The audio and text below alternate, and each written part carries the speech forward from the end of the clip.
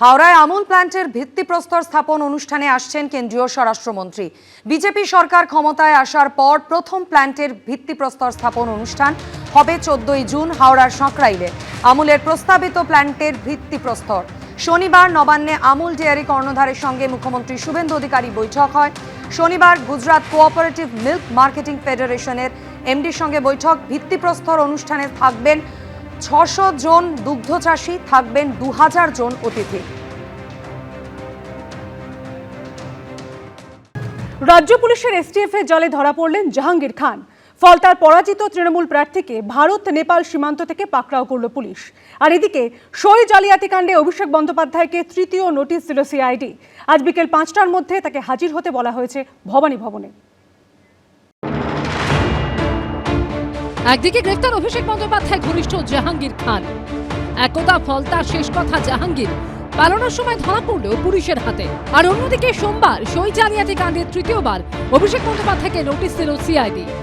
এখন অব্দি একবারও অভিষেক বন্দ্যোপাধ্যায় সিআইডির কাছে হাজিরা দেননি, কিন্তু খেল খতম হয়ে গেল তার ঘনিষ্ঠ পুষ্পার। প্রায় 2.5 সপ্তাহের লুকোচুরির পর ভারত নেপাল সীমান্ত থেকে জাহাঙ্গীর খানকে পাকড়াও করল রাজ্য পুলিশের এসটিএফ। ফলতাবাসী খুশি, যেভাবে ভয়ঙ্কর সন্ত্রাস চালিয়েছিল 15 বছর ধরে, আগামী দিনে চাইবো অভিষেক ব্যানার্জিও অ্যারেস্ট হোক। 1 জুন হাজিরা এড়ানোয় অভিষেক বন্দ্যোপাধ্যায়কে তলব করে সিআইডি। ইন্ডি জোটের বৈঠকের জন্য সোমবার দিল্লিতে ছিলেন অভিষেক বন্দ্যোপাধ্যায়। সোমবার হাজিরা না দেওয়ায় তার কালীঘাটের বাড়িতে গিয়ে ফের নোটিশ দেয় সিআইডি। মঙ্গলবার বিকেল 5টার মধ্যে অভিষেক বন্দ্যোপাধ্যায়কে হাজিরা দিতে বলা হয়েছে ভবানী ভবনে। প্রথম নোটিশে হাজিরা দেননি অভিষেক বন্দ্যোপাধ্যায়, দ্বিতীয় নোটিশে হাজিরা দেননি অভিষেক বন্দ্যোপাধ্যায়, তৃতীয় নোটিশ সিআইডির তরফ থেকে সার্ভ করা হলো। এবং এই যে নোটিশ দেওয়া হলো, সেই নোটিশ যখন দেওয়া হয়েছে সেটি একটি কপি তারা রিসিভ করে নিয়েছেন এবং একটি কপি অভিষেক বন্দ্যোপাধ্যায়ের জন্য তিনি তার বাড়িতে কিন্তু তারা দিয়ে দিয়েছেন। এখন দেখার বিষয় এই সই কাণ্ডে অভিষেক বন্দ্যোপাধ্যায়ের তৃতীয় যে নোটিশ, সেই নোটিশে সাড়া দিয়ে তিনি উপস্থিত থাকেন কিনা। এদিকে সোমবারই রাজ্য পুলিশের এসটিএফ গ্রেফতার করেছে অভিষেক বন্দ্যোপাধ্যায়ের ঘনিষ্ঠ তৃণমূল নেতা জাহাঙ্গীর খানকে। ক্রাউন প্রিন্সকে 1,68,000 ভোট পাইয়ে দিয়েছে। জাহাঙ্গীরের বিরুদ্ধে ব্যবস্থা নিতে গেলে অনেক সমস্যা থাকতে পারে, এরকম অনেকে বলছে যে জাহাঙ্গীর যদি মুখ খোলে তাহলে খুব কেলেঙ্কারি হতে পারে। যেমনটা জানা যাচ্ছে যে নেপাল এবং বাংলাদেশ সীমান্ত, সেই জায়গায় কিন্তু আজকে এসটিএফ এর টিম ডায়মন্ড হারবার জেলা পুলিশকে সঙ্গে করে নিয়ে তারা হানা দেয় এবং সেখানে হানা দিয়ে তারা খবর পায় জাহাঙ্গীর খান নানা সময় নেপালে তার যাতায়াত ছিল এবং সেই মতো নেপালে তার একটা কানেকশন রয়েছে এবং সে একটা ঘর ভাড়া নেয়। সেই ঘর ভাড়া নিয়ে থাকতে শুরু করে, তার পরিবারকে সঙ্গে করে, তার স্ত্রীকে নিয়ে, সন্তানকে নিয়ে, এমনকি সন্তানকে নেপালের স্কুলে ভর্তি করে দিয়ে পাকাপাকিভাবে নেপালেই থেকে যাওয়ার পরিকল্পনা ছিল। জাহাঙ্গীর খানের জালে ধরা পড়ার খবর চাউর হতেই এভাবেই ক্ষোভ বিক্ষোভ রোষ আঁচড়ে পড়ল তার বাড়ি, পার্টি অফিস এবং গাড়িতে। জাহাঙ্গীর মতো নটোরিয়াস ক্রিমিনাল যে অ্যারেস্ট হয়েছে, আমরা ফলতাবাসী খুব খুশি। হিংস্র জন্তুকে যেভাবে মারা হয় সেইভাবে আমাকে লাঠিপেটা করলো। এই হাতটা 3টে টুকরো হয়েছে, এই হাতটা, এই আঙুলটা এখনো সোজা হয় না, এখন শান্তি ফিরে পেয়েছি। গাড়ি বাড়ির পাশাপাশি জাহাঙ্গীর খানের দলীয় কার্যালয়ে চলে ভাঙচুর। ফলতার স্বঘোষিত পুষ্পা জাহাঙ্গীর খান গ্রেপ্তার হওয়ার পর তার যে শ্রীরামপুরের যে পার্টি অফিস, মূল পার্টি অফিস, যেখান থেকে বসে ফলতার মানুষের অভিযোগ যে 15 বছর ধরে অত্যাচার চালিয়েছেন, সেই পার্টি অফিস কার্যত জনরোষ আছড়ে পড়ল। জাহাঙ্গীরের পার্টি অফিস থেকে টেনে বের করা হয় ত্রাণের প্রচুর জিনিস।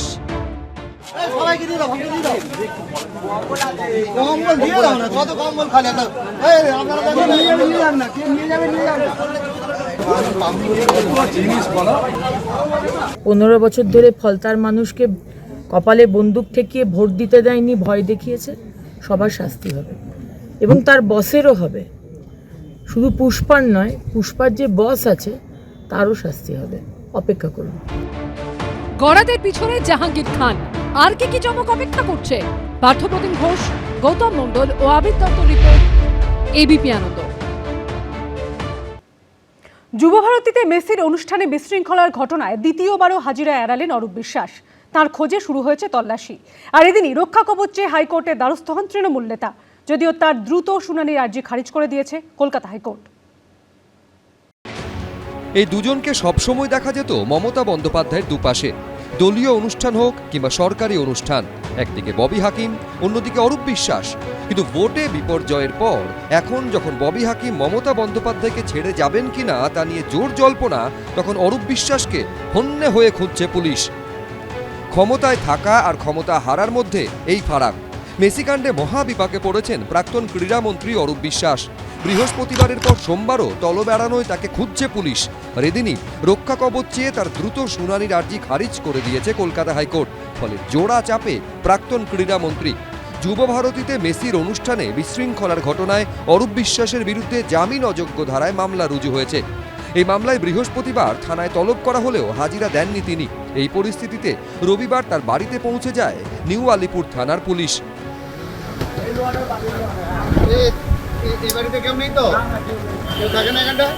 পুলিশের দাবি, শারীরিক অসুস্থতার কথা জানিয়ে সময় চাইলেও কোনো মেডিকেল সার্টিফিকেট জমা দেননি অরূপ বিশ্বাস। রবিবার বাড়িতে গিয়েও তার খোঁজ মেলেনি। এই অবস্থায় অরূপ বিশ্বাসের বাড়ির দরজায় নোটিশ টাঙিয়ে দেয় পুলিশ। সোমবার সকাল 11টার মধ্যে বিধাননগর দক্ষিণ থানায় হাজির হওয়ার জন্য নির্দেশ দেওয়া হয় তাকে। কিন্তু এদিনও থানায় হাজিরা দেননি অরূপ বিশ্বাস। উল্টে গ্রেফতারির আশঙ্কায় কলকাতা হাইকোর্টে রক্ষা কবচ চেয়ে আবেদন জানান প্রাক্তন ক্রীড়ামন্ত্রী। পালিয়ে আর যাবেন কোথায়?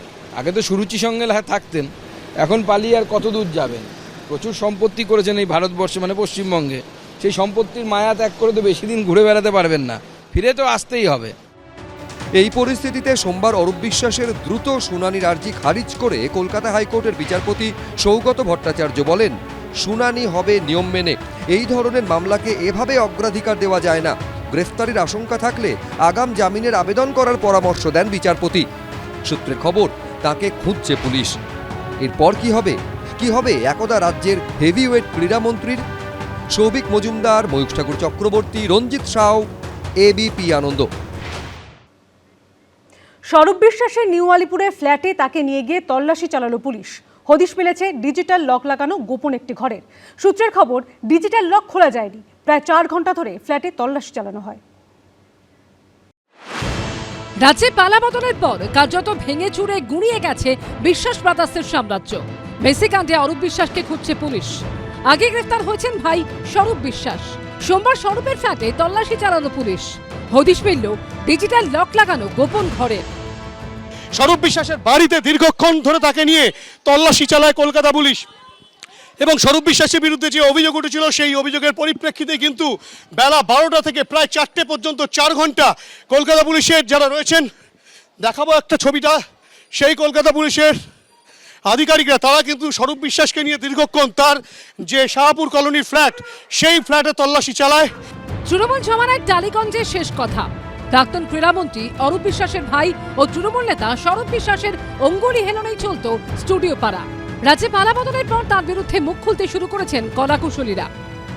একটা কথাই বলে যে তুমি চিঠিটা তুলে নাও, যদি না তোলো তাহলে স্বরূপ বিশ্বাস এবং বাপি মালাকার মিলে কিন্তু তোমাকে মার্ডার করে দেবে। ভাঙচুর চালানো হয়েছে বিশ্বাস ভাইদের সুরুচি সংঘে। স্বরূপ বিশ্বাসের বিরুদ্ধে তোলাবাজি, খুনের চেষ্টা, ভয় দেখানো, অপরাধমূলক ষড়যন্ত্রের অভিযোগে এবং অস্ত্র আইনে একাধিক জামিন অযোগ্য ধারায় মামলা রুজু হয়েছে। বৃহস্পতিবার রাতে গ্রেফতার করা হয় তৃণমূল নেতা স্বরূপ বিশ্বাসকে। সোমবার তাকে নিয়ে তার নিউ আলিপুরের শাহপুর কলোনির ফ্ল্যাটে যায় পুলিশ। কেন্দ্রীয় বাহিনী দিয়ে ঘিরে ফেলা হয় গোটা চত্বর। প্রায় 4 ঘন্টা ধরে স্বরূপ বিশ্বাসের ফ্ল্যাটে তল্লাশি চলে। হদিশ মেলে গোপন একটি ঘরের, কিন্তু সেই ঘরে লাগানো ছিল ডিজিটাল লক। সেটি খুলতে ডেকে আনা হয় এক চাবিওয়ালাকে। অটোমেটিক লক যেটা হয়, অটোমেটিক লক, অ্যাডভান্স লক করা, আমরা হাতে তৈরি হয় না। ওটা মেশিনে তৈরি হবে, আর নাহলে ভেঙে চুরে বার করতে হবে। তো ভেঙে চুরে বার করতে হলে আমি পারসন নাইলে পাবো না। ওনার জানালাম কম্পিউটার লক হয়। হ্যাঁ, ভিতরে ঘরে। শেষ অবধি খোলা যায়নি ডিজিটাল লক, কিন্তু কি রয়েছে এই গোপন ঘরে? ডিজিটাল তালার আড়ালে কোন রহস্য লুকিয়ে? পাসওয়ার্ডই বা কার কাছে রয়েছে? স্বরূপ বিশ্বাসের গুপ্ত ঘর নিয়ে তৈরি হয়েছে ধোঁয়াশা। কি সম্পদ আছে ডিজিটাল তালা দেওয়া অত্যাধুনিক প্রযুক্তির ব্যবহার করে? কি এমন লুকিয়ে রাখা হয়েছে? এ তো খুললে পরে তবে বোঝা যাবে, তাছাড়া তো বোঝা যাবে না। তবে যা মাল মশলা তৃণমূল কংগ্রেসের নেতাদের বাড়ি থেকে বেরোচ্ছে, আগামী দিনে বাংলার যে ফিল্ম ইন্ডাস্ট্রি বা ওয়েব সিরিজ ইন্ডাস্ট্রি খুব ভালো চলবে। টলিউডে একের পর এক ওয়েব সিরিজ তৈরি হবে দেখে নিয়ে। সূত্রের খবর, তল্লাশির পাশাপাশি স্বরূপ বিশ্বাসের পরিবারের সদস্যদের সঙ্গেও কথা বলে পুলিশ। এখন সবার নজর গোপন কুঠুরির দিকে। কি বেরোয় সেখান থেকে সেদিকে। হিন্দলদের রিপোর্ট, এবিপি আনন্দ, কলকাতা। বারবার আবেদন করেও মেলেনি সুরাহা। এবার ইএম বাইপাসের ধারে অস্থায়ী তৃণমূল ভবনের বাড়িটি ফেরত চেয়ে থানার দ্বারস্থ হলেন মালিকপক্ষ। প্রগতি ময়দান থানায় দায়ের হলো অভিযোগ। মমতা বন্দ্যোপাধ্যায় জুলাই মাসে বাড়িটি ছেড়ে দেবেন বলে আশ্বাস দিলেও এখন কোনো নেতার সঙ্গে যোগাযোগ করা যাচ্ছে না বলে জানিয়েছেন বাড়ি মালিক মডার্ন ডেকোরেটার্সের মালিকের ছেলে। থানায় আমরা গেছিলাম ওসির কাছে গিয়ে আমরা এই যা বললাম, এই আমাদের এগ্রিমেন্ট ছিল, এই এগ্রিমেন্ট শেষ হয়ে গেছে, এখন অ্যাজ সুন অ্যাজ পসিবল আমাদের প্রপার্টিটা ছেড়ে দিলে আমাদের ভালো হয়।